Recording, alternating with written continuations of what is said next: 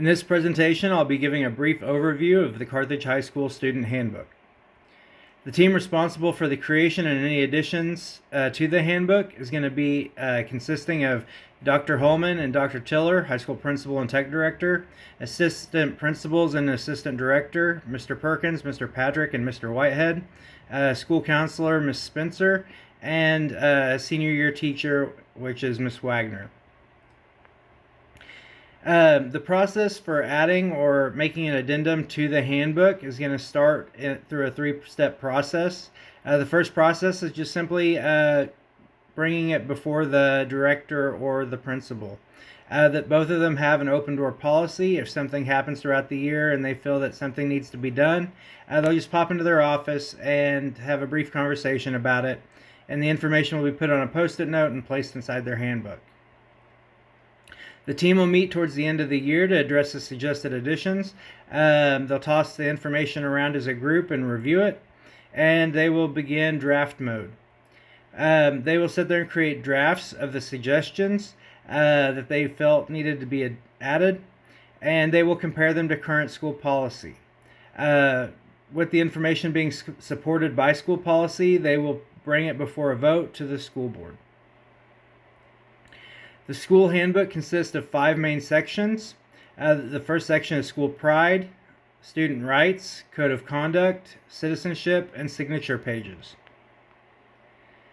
The first section, school pride, covers the vision statement, the mission statement, classification, school song, colors, pledge, the school history, and the public notices. Second section is going to be student rights. This will cover discrimination, speech, expression, religion, search and seizure, and records and discipline. I have 2 columns presented there on the screen that briefly state each individual element that is added throughout that section. Code of conduct. Code of conduct reminds the students of what is expected of them and the consequences of violating them.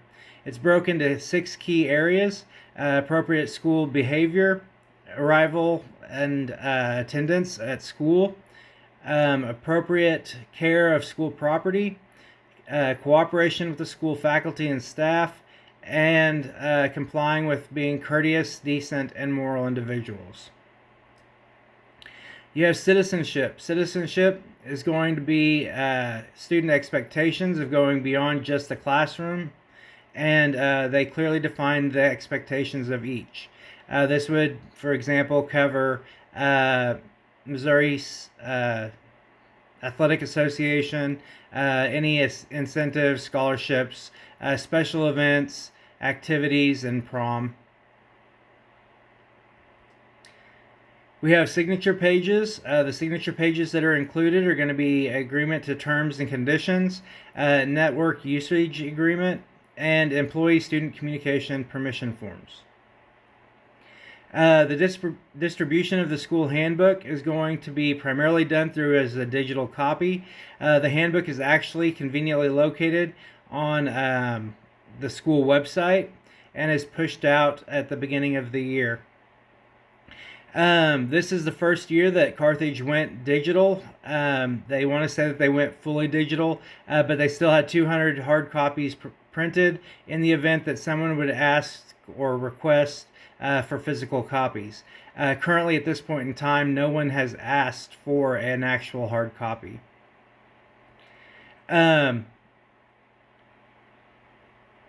Next year, we do plan on going to digital signatures so that we won't have to deal with all the paperwork coming into the school.